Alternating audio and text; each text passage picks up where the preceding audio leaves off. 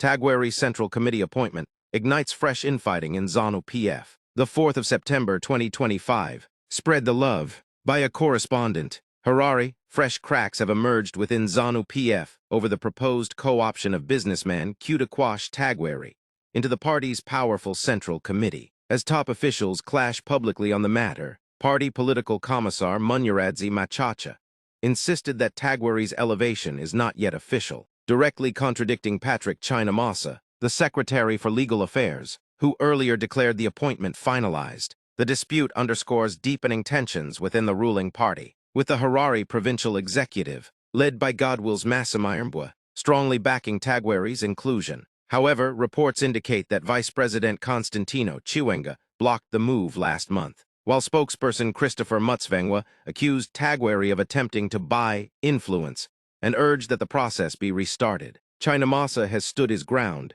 insisting Tagwirei and 4 others have already been confirmed. While Machacha stressed due process, the final position will be made by the Central Committee. Provinces may make recommendations, but it is the Central Committee which accepts or makes another decision. We will wait for the Central Committee to make the final decision, Machacha told Newsday. Tagwirei, a wealthy businessman with extensive ties to the mnangagwa administration, was controversially co-opted by Harare Province in March. His potential rise has sparked speculation that he is being groomed as a future successor to mnangagwa, a narrative fueling mistrust within rival factions. The episode has further exposed ZANU-PF's internal fault lines as competing camps position themselves ahead of looming succession battles.